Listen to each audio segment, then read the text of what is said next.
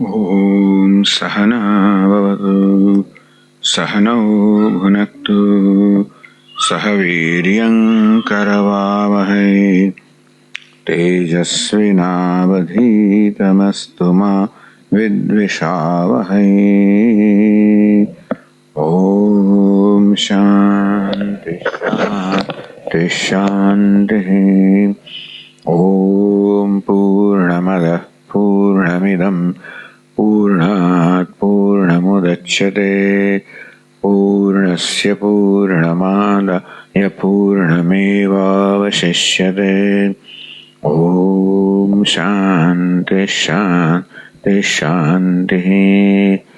ॐ आप्यायन्तु ममाङ्गानि वाक्प्राणश्चक्षुश्रोत्रमथो बलमिन्द्रियाणि च सर्वाणि सर्वं ब्रह्म उपनिषदम् माहं ब्रह्म निराकुर्याम् मा ब्रह्म निराकरोत्। अनिराकरणमस्त्वनिराकरणं मे अस्तु।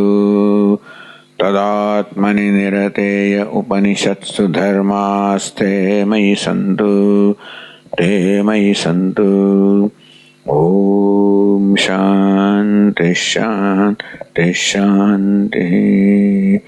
श्रुतिस्मृतिपुराणानाम् आलयं करुणालयं नमामि भगवत्पादं शङ्करं लोकशङ्करं शङ्करं शङ्कराचार्यं केशवं बादरायणं सूत्रभाष्यकृतौ वन्दे भगवन्तौ पुनः पुनः। ईश्वरो गुरुरात्मेति मूर्तिभेदविभागिने व्योमवद्व्याप्तदेहाय दक्षिणामूर्तये नमः।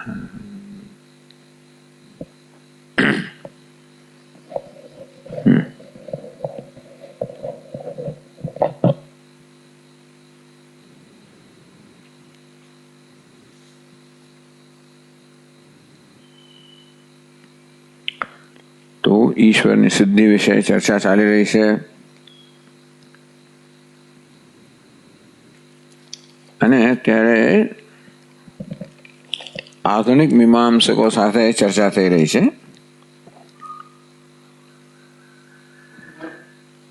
જેમનું કહેવું છે કે કર્મ પોતે જ ફળ આપનારું છે। એ કહે છે કે ઈશ્વર વિશેના જે વાક્યો છે બધા અર્થવાદાः શક્યન્તે કલ્પયितुम्। તો સિદ્ધાંતિ કહે છે કે ઈશ્વર વિશેના વાક્યોને અર્થવાદ ન કહી શકાય। અનન્ય યોગિત્વે સતિ વિજ્ઞાન ઉત્પાદકત્વાत्। આ વાક્યો કોઈ કશાનો ઉપકારક નથી, બે કશાનું પ્રયોજન સિદ્ધ કરનારા નથી, સ્વયં પોતાનું જ પ્રયોજન સિદ્ધ કરનારા છે, માટે સ્વાર્થે પ્રમાણ છે, વિજ્ઞાન ઉત્પાદકત્વાत् અને જ્ઞાન જન્માવનારા છે। એ કેવું જ્ઞાન? ઉત્પન્ન વિજ્ઞાન બાધ્યતે। આ વાક્યો ઈશ્વર વિશે જ્ઞાન જન્માવનારા છે। અર્થવાદ વાક્ય છે ને એ જ્ઞાન ન જન્માવે। આદિત્ય યુપ એવું કહો તમે કે આ ભાઈ યુપ તો આદિત્ય, આદિત્યનું જ્ઞાન ન જન્માવે। તો ગુણવાદ હોય ગમે તે હોય, તમે વજ્રહસ્ત પુરંદર એવી પુરાની વાત કરો તો પણ એ તમને અત્યારે જ્ઞાન ન જન્માવે। આ તો કેવા છે? વિજ્ઞાન ઉત્પાદકત્વાत्। ચલો જ્ઞાન જન્માવે તો કેવું જ્ઞાન જન્માવે? પેલા વાક્યો જે કર્મ કે વિધિનો ઉપયોગી હોય એવું અનન્ય યોગિત્વે સદી કશા સાથે પણ યુક્ત થયા વગર ન છે ઉત્પન્ન તમને આદિત્યો યુગ જ્ઞાન જન્મે એ વાક્યથી પણ ઉત્પન્ન વિજ્ઞાન બાધ્યતે। પ્રત્યક્ષ પ્રમાણથી વિજ્ઞાન બાધિત થઈ જાય છે કે આદિત્ય યુગ નથી તો કે નહીં, ઈશ્વર વિશેનું જ્ઞાન છે એ બીજા કશાથી બાધિત થતું નથી કોઈ પ્રમાણથી। વળી કહેવામાં અપ્રતિષેધાત છે। શાસ્ત્રમાં ઈશ્વરનો ક્યાંય પ્રતિષેધ કરવામાં આવ્યો નથી। ઈશ્વર નાસ્તિ ઇતિ નિષેધ અસ્તિ। કોઈ જગ્યાએ ઈશ્વર નથી એવું કહેવામાં આવ્યું નથી. તો આનંદગીરી મહારાજ દ્રષ્ટાંત આપ્યું દ્વેવાવ બ્રહ્મણ રૂપે. આમ મૂર્ત અમૂર્ત બ્રાહ્મણમાં પેલા બ્રહ્મના આ પ્રકારના બે રૂપ છે એનું પ્રસ્તાવના કરીને છેવટે નેતિ દ્વારા નિષેધ કરવામાં આવ્યો. એમ ધારો કે ઈશ્વર વિશેની વાત કરવામાં આવી પણ હોય અને પછી ઈશ્વર નિષેધ હોય તો આપણો પ્રશ્ન થાય કદાચ પણ એવું છે નહીં. તો પ્રાપ્તિ અભાવ મીમાંસા કે નિષેધ ક્યારે હોય તો ને ઈશ્વર છે જ નહીં તો નિષેધનો પ્રશ્ન ક્યાં રહ્યો?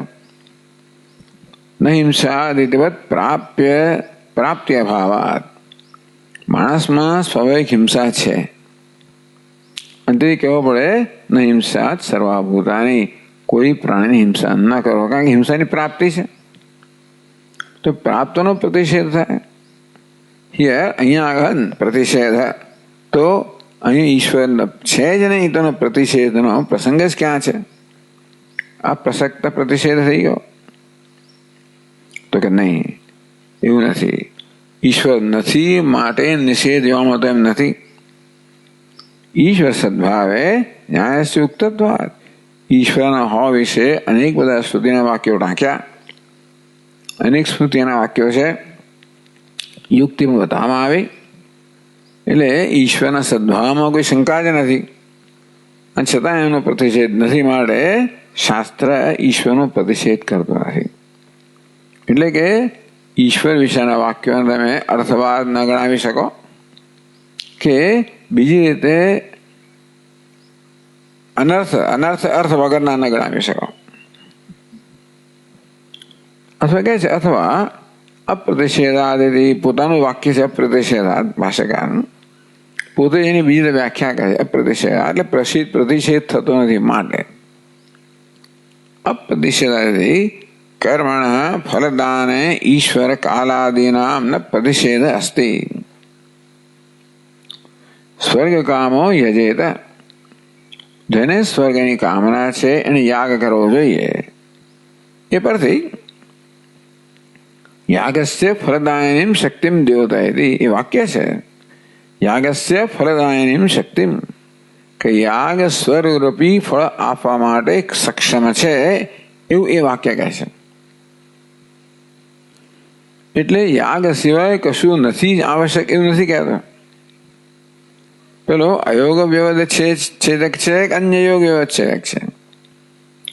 તો હંમેશા શાસ્ત્રમાં જ્યારે એટલે કહેવામાં આવ્યું કે ભાઈ સર્વ વાક્યમ સાવધારણ, દરેક વાક્યમાં અવધારણ છે માની લેવું જોઈએ. તો અવધારણ કયા પ્રકારનું છે? એ અન્ય યોગ વ્યવચ્છેદ નથી. સ્વર્ગ સિવાય બીજાનો નિષેધ નથી કરતું. અયોગ સ્વર્ગ યાગ સ્વર્ગનું ફળ આપશે જ એને કે અયોગ વ્યવચ્છેદ. યાગ સિવાય કશું ફળ નહીં આવે એવું એનો અર્થ નથી.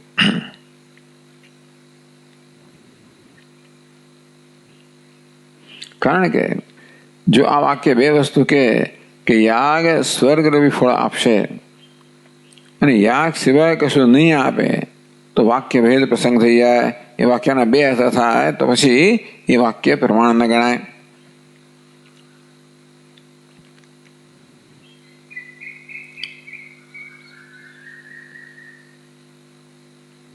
કોઈ ભાષ્યકાર ફરી આગળ કહે છે ન ચ નિમિત્તાંતર નિરપેક્ષમ કેવલેન કર્તવ્ય પ્રયુક્તમ ફલનમ દૃષ્ટમ.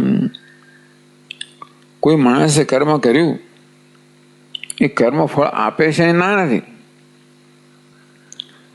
પણ એ માણસે કર્મ કર્યું એટલે કર્મ સીધું ફળ નથી આપતું. એ નિમિત્તાંતર બીજા નિમિત્તને અપેક્ષા રાખે છે. એ કર્મ તમને સુખ નામનું ફળ આપવા માંગતું હોય તો સરક ચંદન વનિતા વગેરે પદાર્થો ઉત્પન્ન કરે સુખના સાધન, એ પ્રકારે નિમિત્તની અપેક્ષા છે.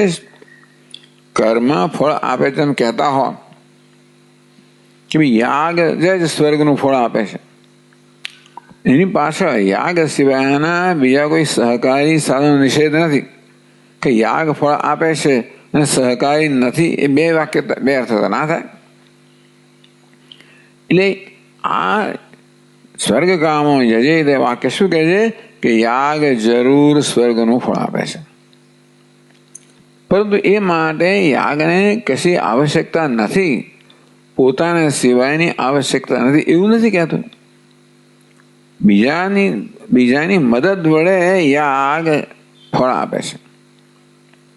જેમ કે સુખરૂપી ફળ આપવો હોય તો આ શ્રક, ચંદન, વનિતા વગેરે સાધનો છે, નિમિત્ત બને.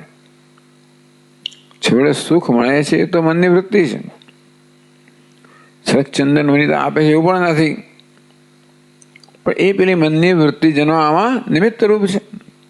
એ ન હોત તો મનની વૃત્તિ ન જન્મી હોત. માટે આ કર્મે તમને સુખરૂપી ફળ ક્યારે આપ્યું? પેલા નિમિત્તની મદદથી. કેવી રીતે? ઈશ્વર કાલાદિનામ, ઈશ્વર પણ નિમિત્ત હોય, ભલે કર્મ ફળ આપે છે પણ કાળરૂપી નિમિત્તથી કાલાંતરે આપે છે ને. મિત્ર એમ કહો તમે કે ભાઈ આ યાગ ફળ આપે, તરત ફળ આપી દીધું કેમ નથી? એ વાક્ય નથી કહેતું કે યાગ તરત ફળ નહીં આપે, પણ યાગ કાલાંતરે એટલે કાળરૂપી નિમિત્ત તો ખરું જ ને, સહકારી.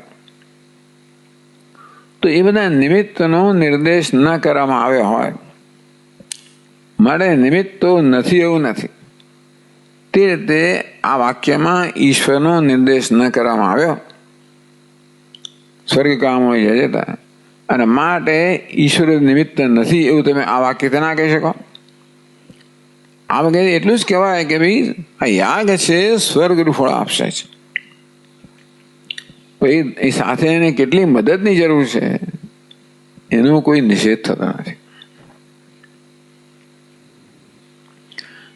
નિમિત્તાંત નિરપેક્ષમ એટલે આવા બીજા નિમિત્ત સિવાય કર્મ ક્યારેય પણ પોતાનું ફળ આપતું જણાતું નથી. કારણ કે કર્મ એ સંજોગો ઉભા કરવા પડે.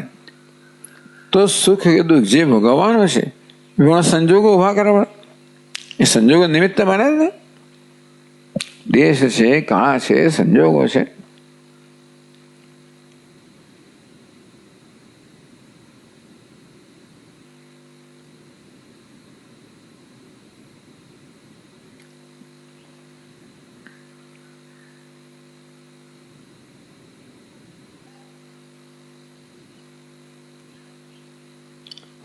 ઇતશ્ચ ઈશ્વર ફલદાતા વક્તવ્ય.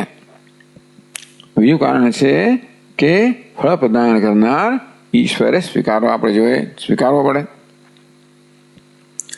પ્રધ્વસ્તસ્ય યાગ, આપણે ક્યાં છે? 91 પર આનંદગીરીમાં નીચેથી ચોથી લાઈનમાં પ્રધ્વસ્તસ્ય યાગસ્ય કારણત્વ અસંભવાત. તમે કહો છો ભાઈ સ્વર્ગામો યજેતા, યાગ છે એ સ્વર્ગ ફળ આપે છે, ચાર સ્વીકાર્યું. પણ પ્રધ્વસ્તસ્ય યાગસ્ય, યાગ તો અનુષ્ઠાન તમે કર્યું અને યાગ તો સમાપ્ત થઈ ગયો. તો અહીં સમાપ્ત થયેલી વસ્તુ કાલાંતરે ફળ કેવી રીતે આપે? પ્રધ્વસ્તસ્ય યાગસ્ય કારણત્વ અસંભવાત. એ સ્વર્ગરૂપી ફળનું કારણ ના હોય છે. કેમ? નિયતપૂર્વક ક્ષણ સત્વમી કારણત્વ. કારણ કોને કહેવાય? કાર્યની પૂર્વ ક્ષણમાં જે હાજર છે એને કારણ કહેવાય. એમ સ્વર્ગરૂપી ફળની પહેલાની ક્ષણ હાજર હોતા તમારો યાગ તો એને કારણ ગણાત. યાગ તો અહીં સમાપ્ત થઈ ગયો અને કાલાંતરે ફળ મળે છે. તો બીજું કશું ખોવું છે વચ્ચે? યાગ અને સ્વર્ગને જોડનારી કઈ કડી હોવી જોઈએ. તો કે અમે કહ્યું ને તમને અપૂર્વ છે. કર્મ કરો તો અપૂર્વ નામનું અદૃષ્ટ ઉત્પન્ન થાય અને એ તમને ફળ આપે. ન છે અપૂર્વ દ્વારેણ ઉપપદ્યતે. તો આ કર્મ અપૂર્વ દ્વારા, અપૂર્વ દ્વાર થયું. કર્મે અપૂર્વ ઉત્પન્ન કર્યું, અપૂર્વ ફળ ઉત્પન્ન કરે. એ પ્રકારે કર્મ અપૂર્વ દ્વારા ફળ આપે છે. એમ કહ્યું ને, અપૂર્વ દ્વાર કહેવાય. તો કે નહીં, અપૂર્વને દ્વાર ન કહેવાય. અસતી દ્વારવતી દ્વારત્વ અનુપત્તે હે. ભાઈ દ્વાર ક્યારે હોય? દ્વાર ધરાવનારું જયારે કોઈ હોય ત્યારે દ્વાર હોય ને. હવે દ્વાર ધરાવનારું યાગ, તમે કહો યાગ અપૂર્વ રૂપી દ્વારથી સ્વર્ગનું ફળ આપે છે. અપૂર્વ શું થયું? દ્વાર થયું. યાગ શું થયો? દ્વારવાન થયો. યાગ તો છે નહીં તે વખતે. અસતી દ્વારવતી. જ્યારે સ્વર્ગનું ફળ પ્રાપ્ત થાય છે ત્યારે દ્વાર ધરાવનાર આ યાગ તો છે નહીં. તો એના વગર આ અપૂર્વ દ્વાર પણ ના કહેવાય. દ્વાર વગર દ્વાર દ્વત ના હોય, દ્વાર વાળો ના હોય તો પછી અપૂર્વ દ્વાર પણ ના કહેવાય. તેથી અપૂર્વ દ્વારા આ યાગ ફળ આપે છે એ કોઈ રીતે તર્કયુક્ત નથી. તો કે અમે દૃષ્ટાંતો આપ્યું આગળ. ઔષધ પાનાદિ તમને કહ્યું નહીં કે હમણાં ઔષધનું પાન હમણાં કરવામાં આવે અને પછી ઔષધ પાન રૂપી કર્મ તો પૂરું થઈ ગયું અને કેટલાક વખત પછી તમને સ્વાસ્થ્ય પ્રાપ્ત થાય છે. તે કર્મ પૂરું થયા પછી કાલાંતરે ફળ મળે છે. દૃષ્ટાંત છે કયું? ઔષધ પાન. તો કે ના, એ દૃષ્ટાંત નથી. ઔષધાદિ અવયવાનામ સંસ્કૃતાનામ ફલકાલ પર્યંતમ અનુવર્તમાનાનામ એવ કાલાંતરીય ફલ હેતુત્વાદ આનંદગીરી કહે. જો તમે ઔષધ લીધું ને એ નષ્ટ નથી થતું. ઔષધનું કર્મ ફળ આપે. ઔષધ તમને સ્વાસ્થ્ય આપે છે, રોગ દૂર કરે છે. ઔષધાદિ અવયવાના, તમે જે ઔષધ લીધું કાળા વગેરે પીધા અને અવયવ એ તમારા શરીરમાં છે. સંસ્કૃતાનામ, શું સંસ્કૃતાનામ શું છે ભાઈ? 7મી પાદમાં સંસ્કારસ્ય તેષામ કાલાધિકૃત આરોગ્ય યોગ્યતા રૂપ પરિપાક વિશેષ ધ્યેયમ. આપણને જે ઔષધ આપવામાં આવે છે ને એમાં ઘણી બધી પ્રક્રિયાઓ થયેલી હોય છે.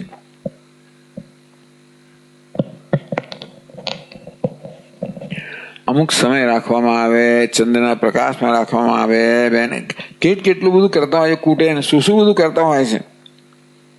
તમારો ઔષધ તૈયાર થાય પહેલા તો એના અવયવ કેટલી બધી પ્રક્રિયા પસાર થયા હોય ને. તમને દાળ ખાવા મળે પહેલા એમાં દાન બધી વસ્તુઓ કેટલી પ્રક્રિયા, બધા સંસ્કારને પ્રાપ્ત. એમાં એકલી દાળ તો ખાવા નહીં તમારાથી.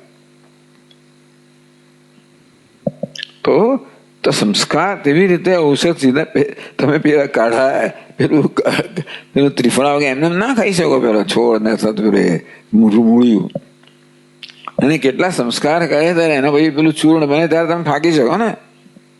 એ તો મૂળ્યું ચાવીએ છીએ આપણે.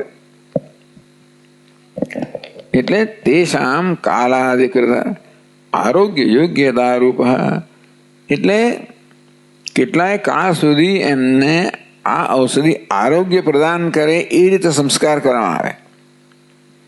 આ ઔષધિમાં આરોગ્ય પ્રદાન કરવાની સંભાવના છે ખરી, પણ ઔષધિને અમુક રીતે તૈયાર કરવામાં આવે તો પછી આપણને લેવા યોગ્ય બને, તો પછી આરોગ્ય પ્રદાન કરે. એટલે આરોગ્ય યોગ્યતા રૂપ પરિપાક વિશેષ. ઔષધિમાં આરોગ્યની સંભાવના છે પણ એ ઔષધિને એને કેવી તૈયાર કરવામાં આવે, એને કૂટવામાં આવે, એને કેટલું બધું કરતા હોય છે. તો શેને મળે કરે? એને ઉકાળા કરવામાં આવે. જ્યાં શેને મળે? આરોગ્ય યોગ્યતા રૂપ. તો પછી એ ઔષધિ આપણને આરોગ્ય પ્રદાન કરી શકે છે. તો ઔષધિમાં આરોગ્ય પ્રદાન કરવાની ક્ષમતા પ્રાપ્ત થાય એ માટે એના સંસ્કાર કરવામાં આવે. એને સંસ્કાર કરે આખી પ્રક્રિયાને, કૂટે ને વાટે એને જે કરતા હોય એને પરિપાક વિશેષ. આ પ્રકારે ઔષધિનો પરિપાક થાય ને એ આપણા દેહમાં ચાલુ હોય છે. ઔષધિ લીધા પછી એ ઔષધિમાં જે સંસ્કાર કરવામાં આવે છે જેને કારણે ઔષધિના અવયવો છે જેમનામાં આરોગ્ય પ્રદાન કરવાના સંસ્કાર આપવામાં એ અવયવો ચાલુ રહે છે. ક્યાં સુધી? જ્યાં સુધી આરોગ્ય પ્રાપ્ત થાય ત્યાં સુધી. એવું નથી કે ભાઈ ઔષધિ જતી રહી તો કશું ના થાય તમને. એટલે આનંદ તરીકે ઔષધાદિ અવયવાનામ સંસ્કૃતાનામ ફલકાલ પર્યંતમ અનુવર્તમાનાનામ. એ ઔષધિ પાન કર્યા પછી એ ઔષધિના અવયવ છે એનું સ્વાસ્થ્ય ફળ ના મળે ત્યાં સુધી ચાલુ હોય છે. તેષામેવ કાલાંતરે ફલ હેતુત્વાત. એટલે એવું નથી કે ઔષધિ નષ્ટ થઈ ગઈ, એના અવયવો દ્વારા ઔષધિ દેહમાં વિદ્યમાન છે અને એના જે સંસ્કાર છે આપણને સ્વાસ્થ્ય પ્રદાન કરવાના હોય છે. એ ફલકાલ પર્યંત અનુવર્તમાના. એ ઔષધિ દ્વાર ક્યારે બને? ફલકાલ. ફળ એટલે સ્વાસ્થ્ય. સ્વાસ્થ્ય પ્રાપ્ત થાય તે કાળ ત્યાં સુધી એ અવયવ હોય છે, ત્યારે એ અવયવો સ્વાસ્થ્યનું દ્વાર બને. તમે ઔષધિ લઈને જતી રહી તો કશું તમને સ્વાસ્થ્ય પ્રાપ્ત ના થાય, આપણે જાણીએ તે પ્રમાણે. તમે આ ઔષધિ લો તો એન્ટીબાયોટિક લો 48 કલાક પછી એની અસર શરૂ થાય એવું કહેતા હોય છે ને. કેમ કે અસર તાવ 48 કલાક સુધી રાહ જોયો સ્વામીજી, ભાઈ તાવ ઉતરશે, ઉતરવાનો હશે તો એ વિપરીત્યા. એટલે ભાષાંતરે કહ્યું, ભાષ્યકારે કહ્યું, નચે વિનષ્ટોપી યાગ કાલાંતરે ફલદો ભવતી. યાગ વિનષ્ટ થઈ ગયો. તમે કહો છો ખરા આ વાક્યના બળ પર, સ્વર્ગ કામો યજેત, એ વાક્યના બળ પર તમે કહો છો કે યાગ સ્વર્ગનું ફળ આપે છે, પણ કોઈ નિમિત્તાંતરની અપેક્ષા વગર આપે છે એવું આ વાક્ય નથી કહેતું. અને નિમિત્તાંતની અપેક્ષા વગર યાગ ફળ આપી પણ ના શકે. યાગ તો નષ્ટ થઈ ગયો. એ નષ્ટ થયેલો યાગ હાજર નથી જયારે સ્વર્ગ ફળ મળે ત્યારે. એટલે કંઈક હોવું જોઈએ વચ્ચે નિમિત્ત. નચે વિનષ્ટોપી યાગ કાલાંતરે ફલદો ભવતી. સ્વયં યાગ, તમે કર્મ કર્યું કાલાંતરે ફળ મળે છે, પણ સ્વયં યાગ તમને એ ફળ આપે છે નથી, બીજા દ્વારથી ફળ આપે છે.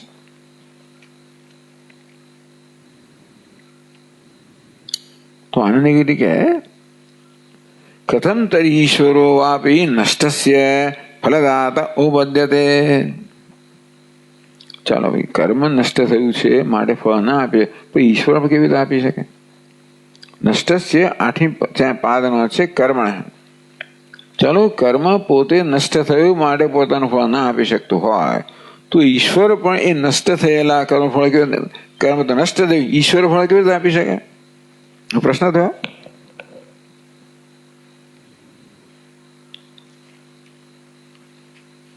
તો આપણે હવે 93મા પાના પર જઈએ છીએ.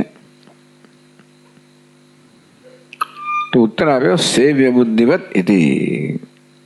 તો ભાષ્યકારે કહે છે છેલ્લું શબ્દ 91મા પાન પર, સેવ્ય બુદ્ધિવત. સેવ્ય એટલે કોણ? જેની સેવા કરવામાં આવે છે એવો માલિક, એને સેવ્ય કહેવાય. સેવ્ય અને સેવક, કે માલિક અને નોકર. તો પછી સેવ્યમાં પછી બીજી પાદમાં જ છે, નાનું સેવ્ય બુદ્ધિ કહ્યું, સેવ્ય બુદ્ધિવત એવું કહ્યું.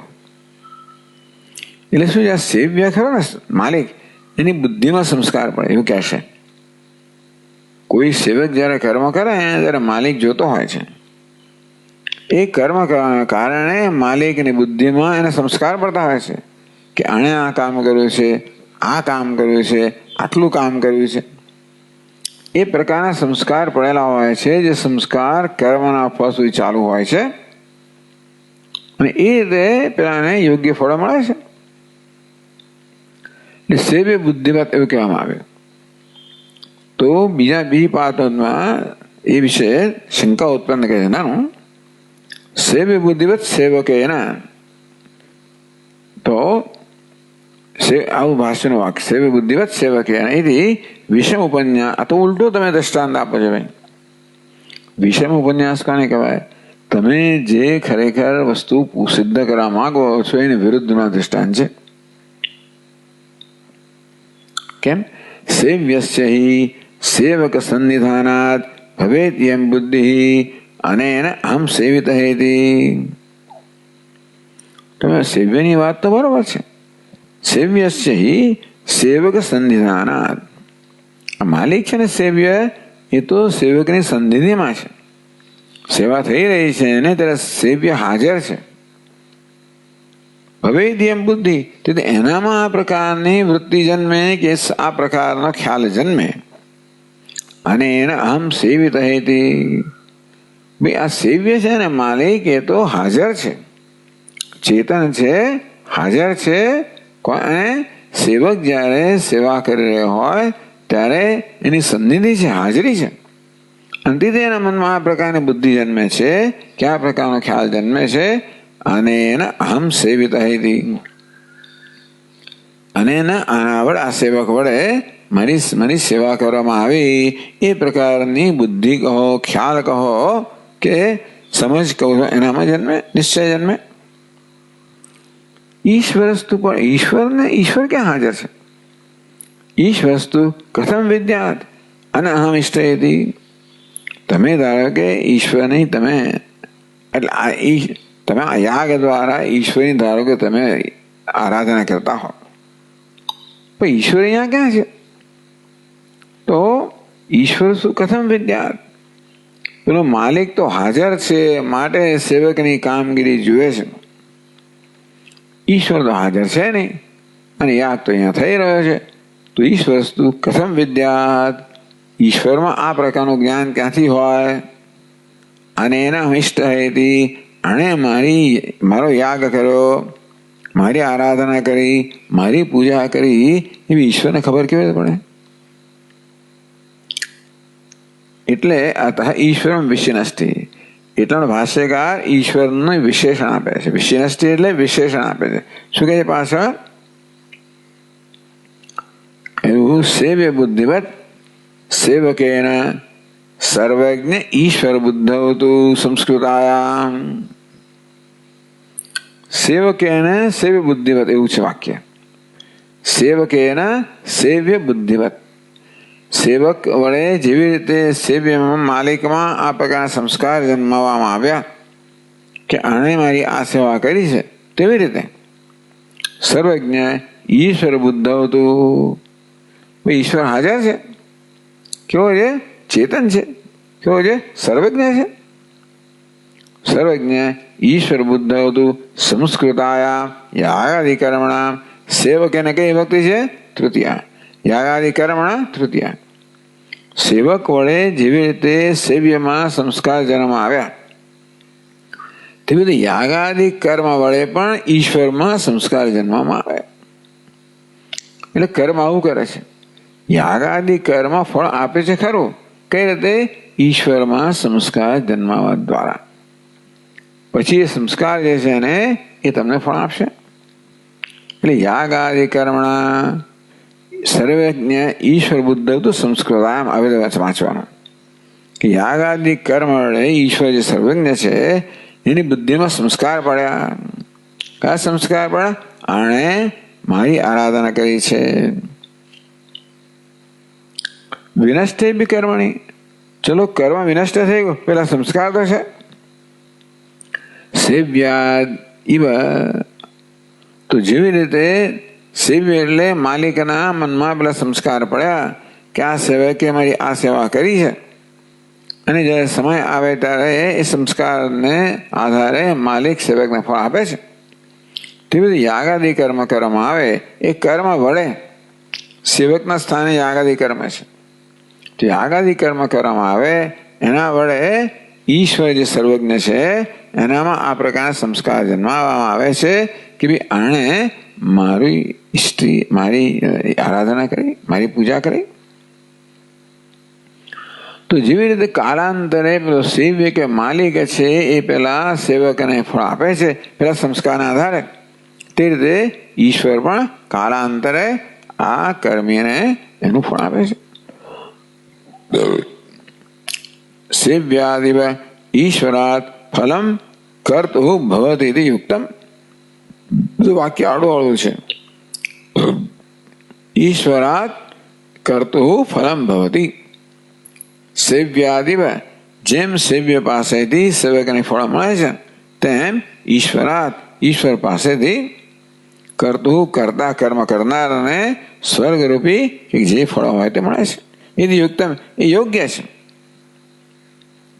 આ બધી તો અર્થાપત્તિ જ છે, પણ આ અર્થાપત્તિ આ પ્રકારનો જે તર્ક છે એ આપણા રોજ અનુભવ પર આધારિત છે. પેલા લોકો પાસે એવું કંઈ છે નહીં. તમે અપૂર્વની કલ્પના કરીને આવું કહો છો એ માટે તમારી પાસે કયો અનુભવ છે, કયો વ્યવહાર છે? અમે તો વ્યવહારને ટાંકીને કહીએ છીએ કે વ્યવહારમાં આ પ્રકારનો નિયમ છે, એ નિયમ હોવાની સંભાવના છે. બાકી વ્યવહારનો નિયમ જ ના હોય અને તમે કલ્પના કેવી રીતે કરી શકો?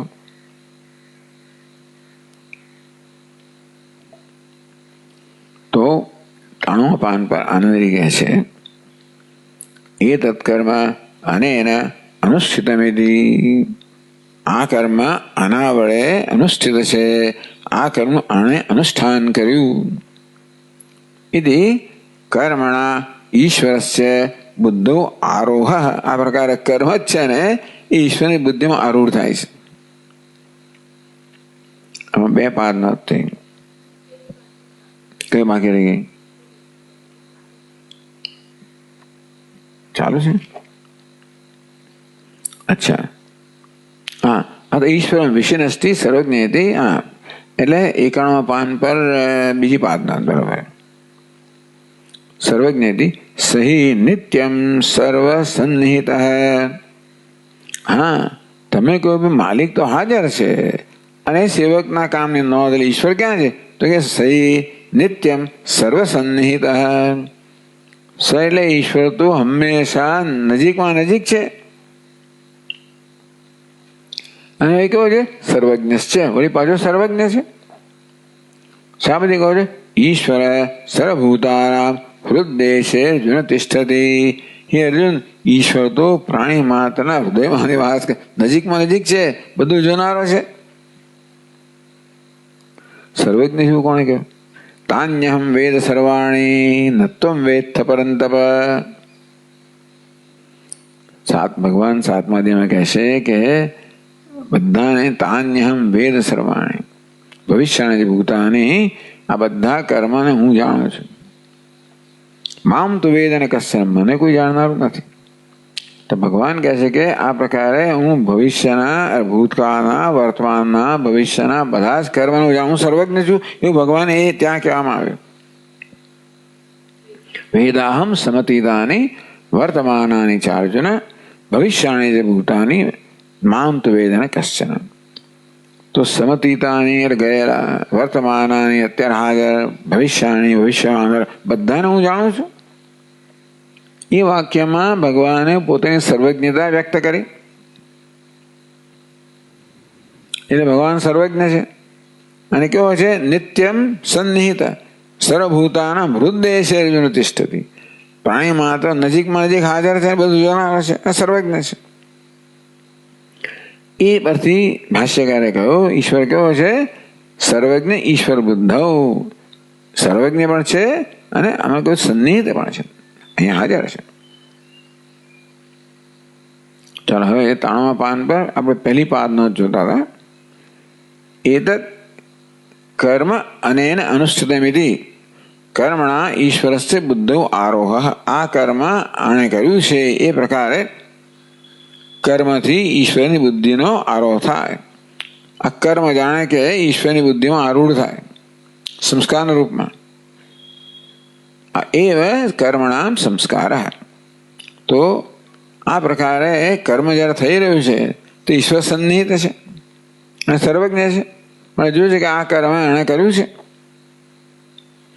એટલે ઈશ્વરની બુદ્ધિમાં એ સંસ્કાર આરૂઢ થયા. કર્મ સંસ્કાર રૂપમાં આરૂઢ થયું એમ કહેવાય. કર્મણા ઈશ્વરસ્ય બુદ્ધો આરોહ એવ કર્મણામ સંસ્કાર. આને જ કર્મના સંસ્કાર કહેવામાં આવ્યા. આણે આ કર્મ આ રીતે કર્યું છે એ પ્રકારે ઈશ્વરની બુદ્ધિની અંદર આવો ભાવ જન્મવો, એનું નામ જ કર્મનો સંસ્કાર. તો આનગીરી છે કે તદ્વશાત વિનષ્ટે કર્મણી ઈશ્વરાત ફલમ યુક્તમ. તદ્વશાત એ સંસ્કાર વશાત, એ સંસ્કારને કારણે વિનષ્ટે કર્મણી, ભલે કર્મ વિનષ્ટ થઈ ગયો પણ એના સંસ્કાર જે પડ્યા છે ઈશ્વરની બુદ્ધિમાં એ તો વિદ્યમાન છે. અને એ સંસ્કારના બળથી વિનષ્ટે બી કર્મણી, ભલે કર્મ વિનષ્ટ થયું પણ સંસ્કાર તો હાજર છે, અને તેથી ઈશ્વરાત ફલમ યુક્તમ, એટલે ઈશ્વર ફળ આપે યોગ્ય છે. તો હવે પહેલી પાન જોઈએ. એ પાન પર નાનું અપૂર્વમ ખંડયિતુમ, કંઈક ભૂલ લાગે અહીંયા આગળ. ઈ સર્વજ્ઞ ઈશ્વર બધું સંસ્કૃતામ એટલે ભજતા. તમે લોકો આ બધું છે અપૂર્વનું ખંડિત કર્યું.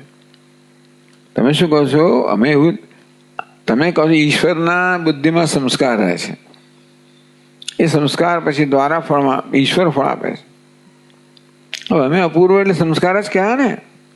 કર્મ કરો એટલે સંસ્કાર જન્મે અપૂર્વ કહ્યું, એનું ખંડન કરવા તમે નવું લાવ્યા તો એનું એ જ થયું ને. અપૂર્વમ ખંડયિતુમ, અપૂર્વનું ખંડન કરવા માટે, અપૂર્વ એટલે પેલો અપૂર્વ. સર્વજ્ઞ ઈશ્વર બુદ્ધિ સંસ્કૃતામ, તમે શું કહો છો? સર્વજ્ઞ ઈશ્વરની બુદ્ધિમાં સંસ્કાર પડ્યા. અમે જે અપૂર્વ કહ્યું તમે આવું કહ્યું. ના અપૂર્વમ ખંડિતમ, એવું કહેવાથી તમે અપૂર્વનું ખંડન કર્યું એમ ના માનશો. અપૂર્વનું ખંડન કરવા માટે તમે ઈશ્વરની બુદ્ધિમાં સંસ્કાર લાવ્યા, પણ એમ કરવાથી અપૂર્વનું ખંડન થયું એવું ના માનો. કેમ નહીં માનો? સંસ્કાર ઉપમા, સંસ્કાર શું છે? ઉપગમાન. તમે સંસ્કારનો તો સ્વીકાર કર્યો જ ને. અપૂર્વ છે તદાત્મકત્વ, અપૂર્વ પણ સંસ્કાર જ છે, તદ સંસ્કારાત્મકત્વ. અપૂર્વ પણ સંસ્કાર રૂપી જ છે, અને તમે ઈશ્વરની બુદ્ધિમાં સંસ્કારનો સ્વીકાર કર્યો એટલે અપૂર્વનો સ્વીકાર કર્યો. નવું શું કર્યું?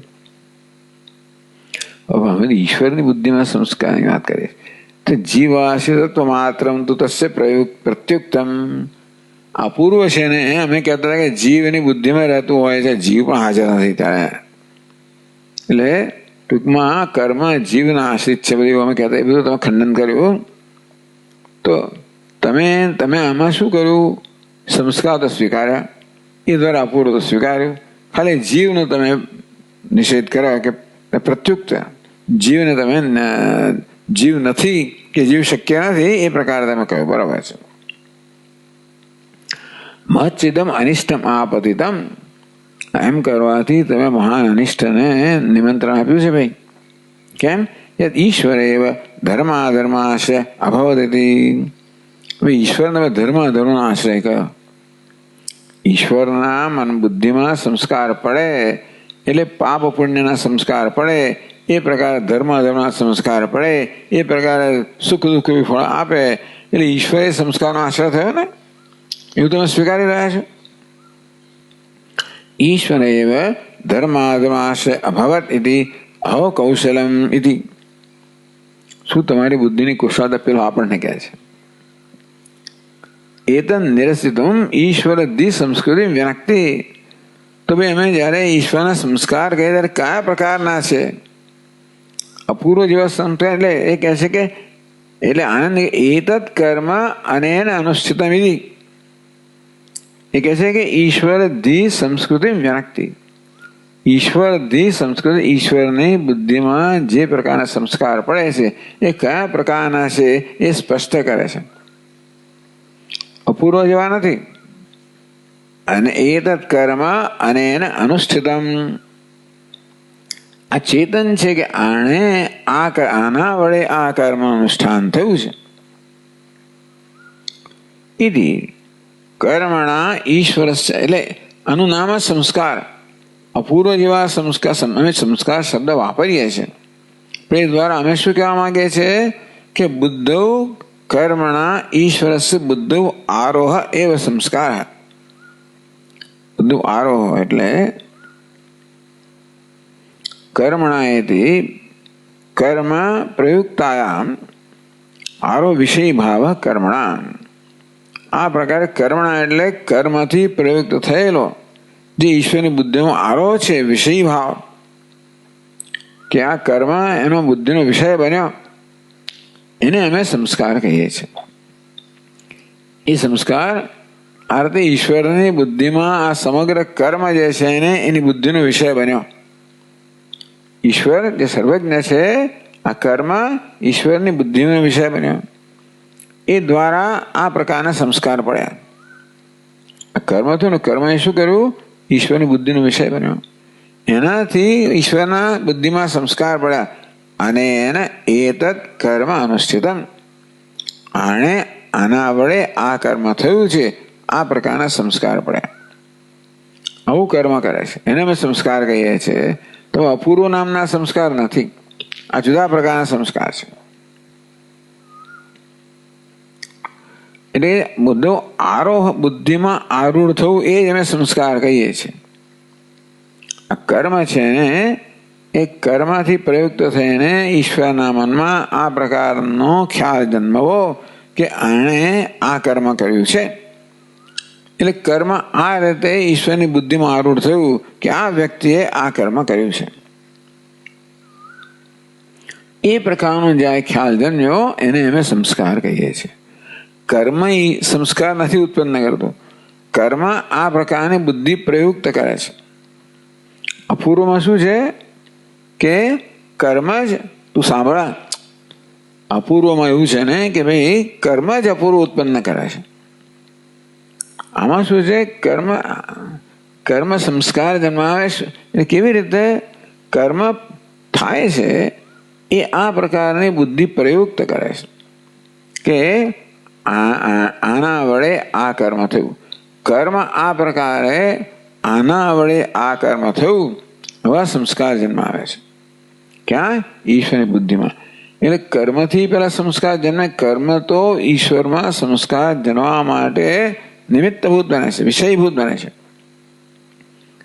એટલે કર્મ દ્વારા સીધા સંસ્કાર જન્મતા નથી. ઈશ્વરમાં આ પ્રકારના સંસ્કાર જન્મવા કર્મ કર્મ નિમિત્ત બને છે ખરું, પણ જેમ કર્મ જ માત્ર અપૂર્વને ઉત્પન્ન કરે એવી રીતે કર્મ આ સંસ્કાર ઉત્પન્ન કરતો નથી. કર્મ ઈશ્વરની બુદ્ધિનો વિષય બન્યો, એ દ્વારા ઈશ્વરની બુદ્ધિમાં આ પ્રકારે સંસ્કાર જન્મ્યો કે આ કર્મ આના વડે થયું છે, એને અમે સંસ્કાર કહીએ છીએ. તો દોષાત, એને કારણે વિનષ્ટ, એટલે કર્મ તો જતું રહ્યું, પણ કર્મ ઈશ્વરની બુદ્ધિનો વિષય બનવાને કારણે જે આ સંસ્કાર જન્મ્યા એ કર્મના વિનષ્ટ એવી કર્મણી, એ સંસ્કાર ઈશ્વરમાં છે માટે કર્મ વિનષ્ટ થયા પછી પણ ફળ પ્રદાન કરે એ યોગ્ય છે.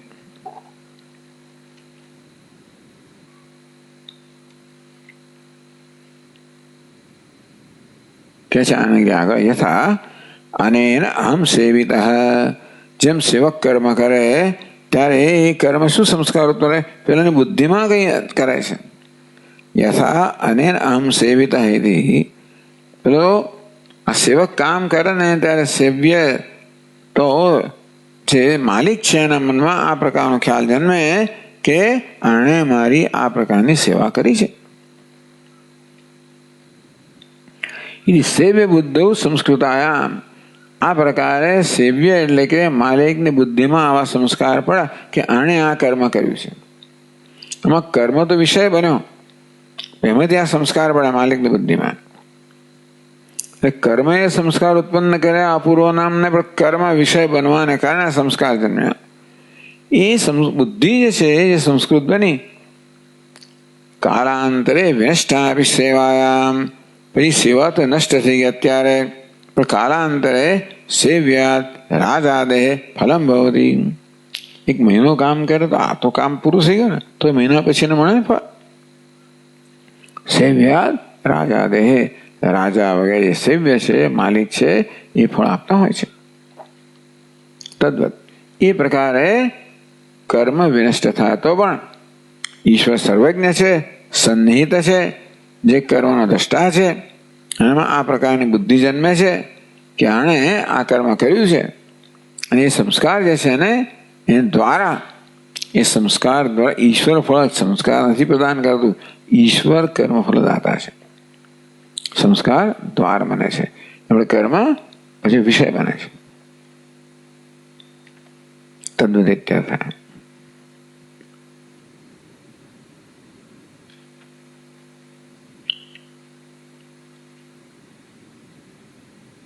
હવે એટલે વાક્ય ભાષ્યકારનું થઈ ગયું. सेव बुद्धिवत सेवकेन सर्वज्ञ ईश्वर बुद्धतो संस्कृतायां यागादि कर्मणा विनष्टेपि कर्मणि सेव्यात् ईश्वरात् सेव्यादिव ईश्वरात् फलम भवितुम कर्तो भवितुमर्हति इति युक्तम એ વાક્ય થયું. હવે આગળના વાક્યમાં આનંદ ટીકા છે यद्यपि लौकिकानां कर्मणां फल साधनत्वं चेतन अधीनं दृष्टम. ચાલો હવે પછી બી પલટી મારે છે. આપણે આખો આ લોકમાં વ્યવહારમાં જે નિયમ છે નિયમ લગાડીને પુરવાર કર્યું કે ચેતન કર્મ ફલાતા હોવો જોઈએ, જાણનાર હોવો જોઈએ, એનામાં સંસ્કાર પડ્યા હોવા જોઈએ. એ સંસ્કાર ત્યાં સુધી હોય. આ નિયમ તો ભાઈ આ તમારા રોજ બરોજના કર્મમાં લાગુ પડે.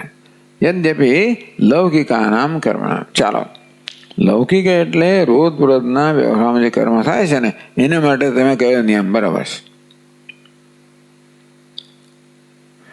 લૌકિકાનામ કર્મણામ ફલ સાધનત્વમ ચેતન અધીનમ દૃષ્ટમ. લૌકિક કર્મ કરવામાં આવે છે એ કર્મ ફળનું સાધન કેમ બને છે? ચેતન અધીનમ દૃષ્ટમ. ચેતનને અધીન લઈને જ આ કર્મ ફળનું સાધન બને છે. ચેતનમાં સંસ્કાર જન્માવીને કર્મ એ સંસ્કાર દ્વારા ફળનું સાધન બને છે. એ લૌકિક કર્મ બરાબર છે. તથાપિ વૈદિક યાગાદેહ પછી કે નહીં, આ વૈદિક યાગ તો જુદી વાત છે. આ દલીલ જ ખોટી છે. વેદ ક્યારેય પણ અન્યાય વાત ના કરે. ન્યાયમેવ વક્તવ્ય. વેદ પણ ન્યાય એટલે જે નિયમોથી દુનિયા ચાલતી હોય એ નિયમ પ્રમાણે જ વેદ પણ વાક કરે.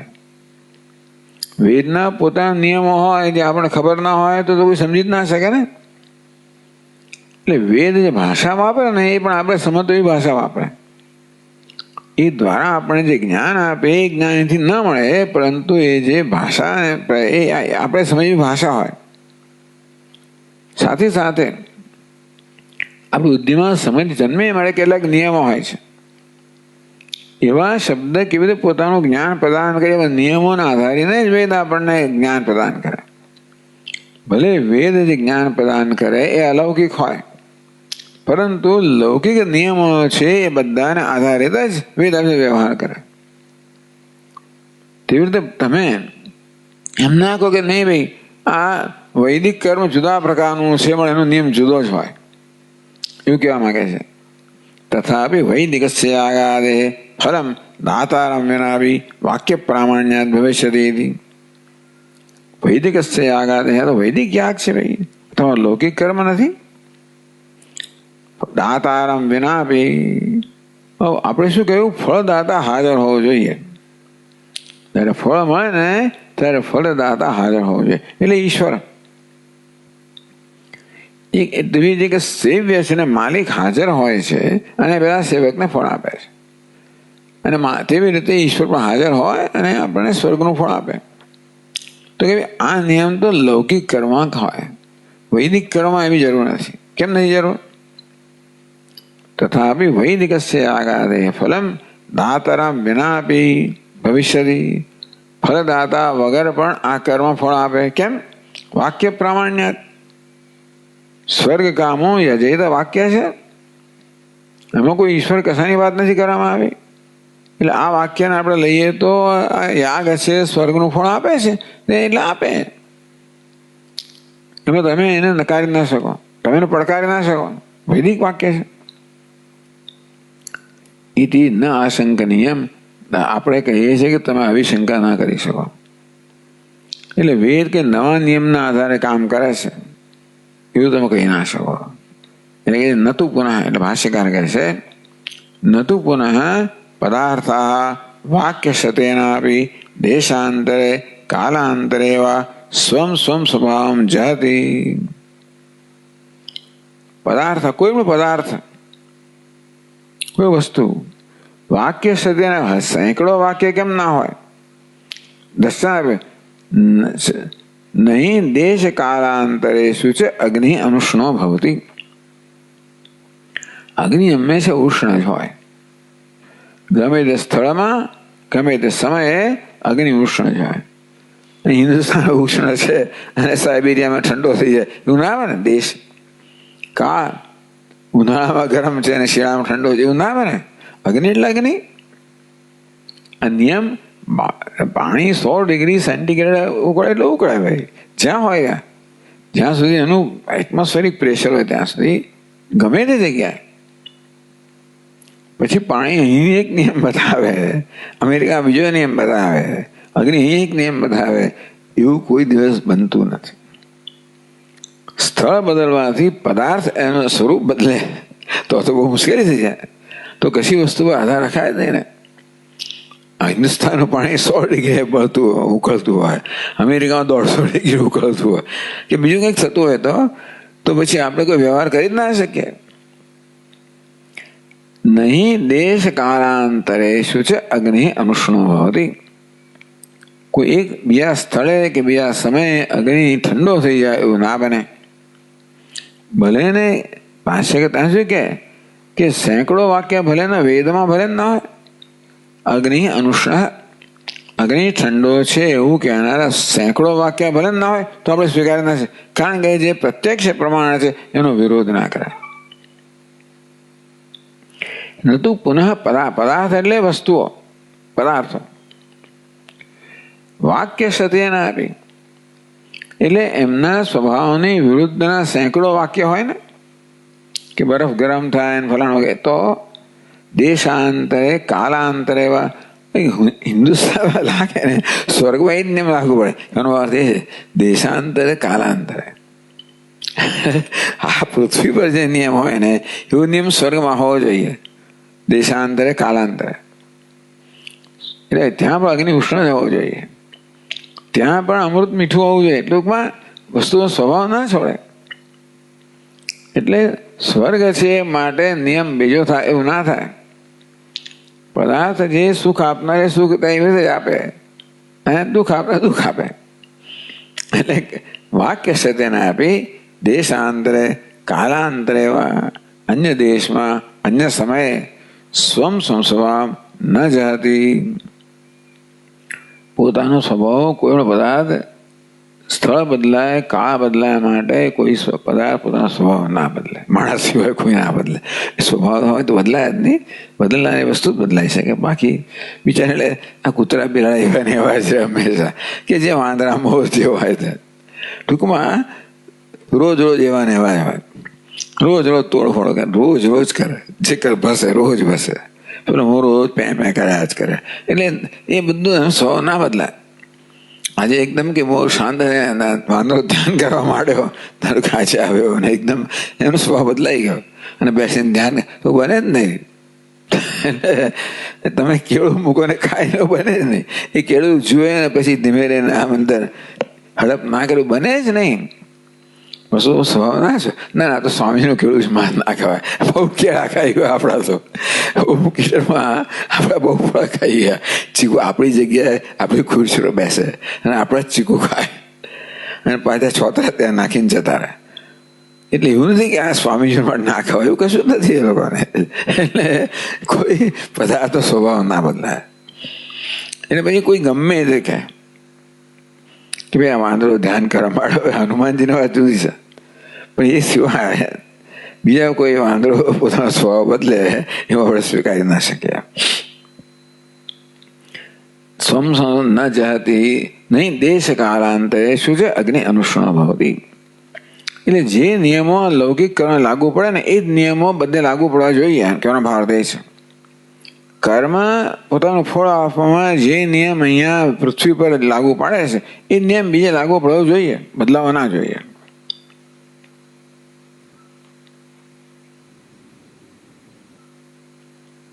પણ અમે કહ્યું નહીં કે ભાઈ વાક્ય પ્રામાણ્યાત સ્વર્ગ કામો યજેત. વાક્ય છે એટલે કેમ ના કરે? તો કે છે આનંદગીરી અન્વય યોગ્યાનામ પદાર્થાનામ સંસર્ગબોધકમેવ વાક્યમ ન તો તદ્બલાદ દુષ્ટ પદાર્થ સ્વભાવ ત્યક્તુમ શક્યતે ઇત્યર્થ. એટલે વાક્ય કોને કહેવાય? અન્વય યોગ્યાનામ પદાર્થાનામ સંસર્ગબોધકમ વાક્યમ. જો ચોથી પાદનો સરસ અહીંયા આગળ શક્ય રહેલી. અન્યથા અગ્નિના સિંચેત. ધારો કે વાક્ય તમે કહો અગ્નિના સિંચેત એટલે શું ખબર છે? અગ્નિથી તમે પાણીથી સિંચન કરો, અગ્નિ સિંચન કરો, અગ્નિને રેડો. ધારો વાક્ય તમે કહો ઇતિ વાક્ય બલાદેવ અગ્નિ સેકરણત્વ અભિગમ. તો વાક્યથી જ જો બધી વસ્તુ થતી હોય, અગ્નિનો સ્વભાવ છે કે એને કોઈ રેડી ના શકે, એને કોઈ છાંટી ના શકે. પણ અગ્નિ કે છે અગ્નિના સિંચેત, અગ્નિ તમે સિંચન કરો. જળથી સિંચન, જળનો સ્વભાવ છે સિંચન કરવાનો, અગ્નિ સિંચન કરો એવું કે એટલે અગ્નિ સ્વભાવ બદલી નાખે અને સિંચન થાય એવું ના બને. તમે ગમે તેટલા વાક્યો કહો પણ અગ્નિનો સ્વભાવ ના બદલાય. એટલે આ વાક્ય તમને બોધ આપે. અગ્નિના સિંચેત એમ કે એ વાક્ય છે ને શું કહ્યું કે પદાર્થાન અન્વય યોગ્યના. આ તો અન્વય યોગ્ય પદાર્થ જોઈએ. અગ્નિ અને સિંચન અન્વય થાય જ નહીં. જલે ને સિંચેત બરાબર છે, જળ ને સિંચન અન્વય થાય, અગ્નિ સિંચન અન્વય ના થાય. અન્વય યોગ્યાનામ પદાર્થાનામ. અન્વય યોગ્ય એટલે એકબીજા સાથે જો અન્વય થઈ શકે એ પ્રકારના પદાર્થો છે એ સંસર્ગબોધકમ વાક્યમ. રામ દંડેને ગામ આનય. હે રામ દંડથી ગાયને લઈ આવ. આ બધા વાક્યો કેવા છે તો કે અન્વય યોગ્ય વાક્યો છે.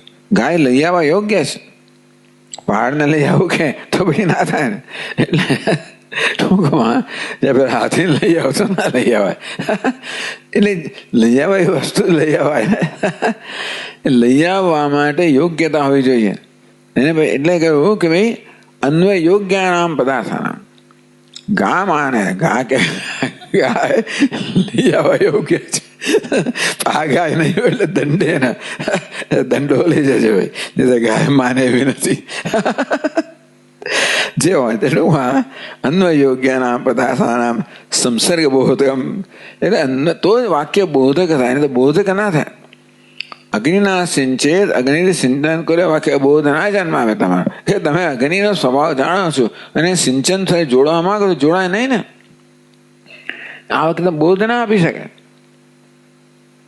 વાક્ય તો કહ્યું તમે, અને એવું વાક્ય કહેવાથી અમે કહ્યું ને કે અગ્નિના સિંચેત, અગ્નિથી સિંચન થયા થાય જ. વેદમાં કહ્યું એટલે અને વેદ કહેતો પણ ના થાય, કારણ કે અગ્નિનો સ્વભાવ બદલાય નહીં. એટલે વેદમાં કહ્યું હોય તો પછી આપણે એનો બીજો અર્થ કરવો પડે. અર્થવાદ કેવું કશું કરવું પડે. અન્વય યોગ્યાનામ સંસર્ગ વાક્યમ ન તો તત્પદાર્થ દુષ્ટ પદાર્થો. એટલે પેલા પહાડને લઈ આવ, મકાનને લઈ આવ એવું કહેવાય છે. મકાન લઈ આવવા યોગ્ય નથી. તમે કહ્યું એટલે મકાન લઈ આવી શકાય નહીં. એટલે પદાર્થ સ્વભાવ ત્યાગી ના દે તમારા વાક્યથી.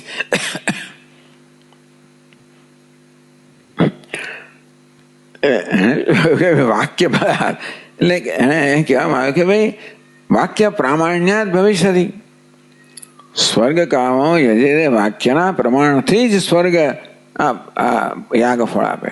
તો કે નહીં, યાગમાં સ્વર્ગનું ફળ આપવાની ક્ષમતા ન હોય. આપણે બતાવ્યું કે યાગ સ્વયં ફળ આપવાની ક્ષમતા ધરાવતો નથી. એને નિમિત્તાંતર જોઈએ. એ દ્વારે સંસ્કાર વગેરે દ્વારથી નિમિત્તની અપેક્ષા એ યાગ ફળ આપે છે, સ્વતંત્ર ફળ આપી શકતો નથી. એ આપણે કહ્યું. તો તમે કહો છો માટે યાગ સ્વતંત્ર ફળ આપે, કોઈ નિમિત્તની અપેક્ષા એમ કરે યાગનો સ્વભાવ બદલી નાખ્યો ના બને. તેથી પદાર્થ સ્વભાવ ત્યક્તુમ ન શક્ય તે. તેથી પદાર્થ સ્વભાવ પોતાનો સ્વભાવ ત્યાગી દે કે પદાર્થ સ્વભાવ બદલાઈ જાય એવું વાક્યથી ના થાય. વાક્યથી જે સંભવિત છે ને બોધ જ થાય. એટલે બોધકમ નતું કારકમ જ્ઞાપકમ. આ વાક્ય છે જ્ઞાપકમ એટલે માત્ર જ્ઞાન આપનારું છે, નતું કારકમ કશું કરનારું નથી. કોઈ વાક્ય છે ને આપણને માત્ર બોધ જ આપે, એ કશું કરે નહીં. એ તો એટલા માટે કહેવામાં આવે છે કે મીમાંસકો એમ માને છે કે ભાઈ આ વિધિ વાક્ય છે ને યજેતા, એટલે તમને એ પ્રેરણા કરે. તમને આદેશ કે કર્મ કરો, તો કે કોઈ આદેશ વાક્ય આદેશ ના કરી શકે. વાક્ય આપણને માત્ર જ્ઞાન આપે કે વિધિ છે આપણું હિત સાધન છે. આ વસ્તુ કર્મ છે, હિતનું બોધ આપે. કરવું ના કરવું આપણા પર આધારિત છે.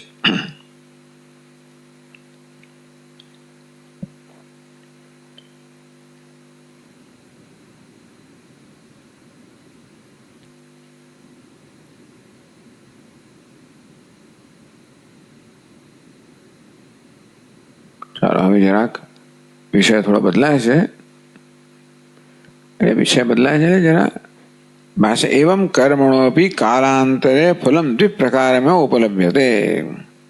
તો કર્મનો આવો સ્વભાવ છે, એટલે વાક્યથી કર્મનો સ્વભાવ ન બદલાય. કર્મ જે કરી શકે કરી શકે.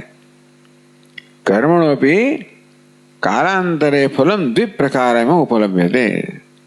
કર્મ કાલાંતરે ફળ આપતું હોય, યાગ હમણાં કર્યો હોય ને સ્વર્ગમાં તમને ફળ આપતું હોય, તો દ્વિપ્રકારમ કર્મ બે રીતે કાલાંતરે ફળ આપે છે. આપણે આગળ જોઈ ગયા કૃષિ સેવ્યાદિ, કૃષિ અને સેવા. કૃષિ સેવા આ બે પ્રકારના કર્મ કયા જે કાલાંતરે ફળ આપનારા દૃષ્ટાંત કયા, કૃષિ અને સેવા. તો કૃષિ ફળ માટે કહેવામાં આવ્યું કે એમાં બીજું કોઈ ફલદાતા આપણે દેખાતો નથી, પણ ખેતી કર્મ કરવામાં આવે એનું નક્કી કરનાર ખેડૂત છે.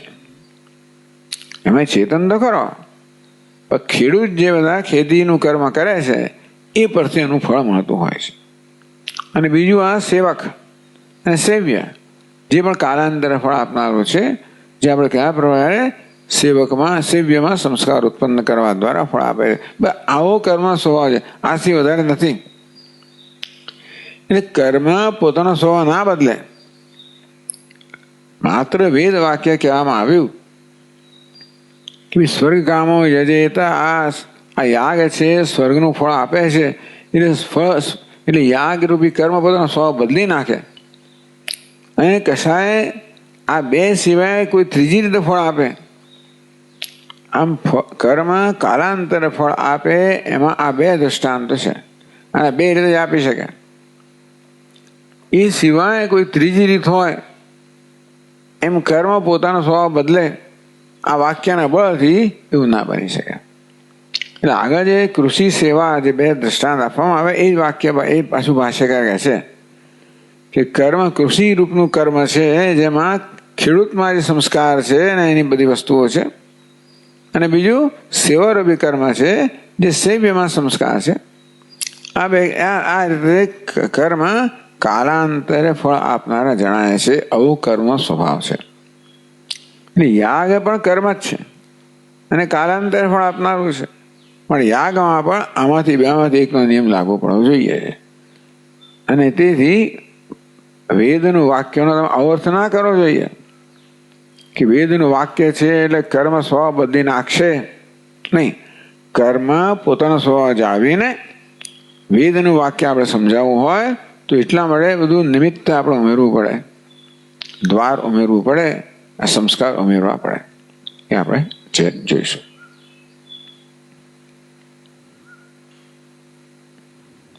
ઓમ પૂર્ણમદ પૂર્ણમિદમ પૂર્ણાત પૂર્ણમુદચ્યતે પૂર્ણસ્ય પૂર્ણમાદાય પૂર્ણમેવાવશિષ્યતે. ઓમ શાંતિ શાંતિ શાંતિ. શંકરં શંકરાચાર્યં કેશવં બાદરાયણં સૂત્રભાષ્યકૃતૌ વંદે ભગવन्तौ પુનઃ પુનઃ.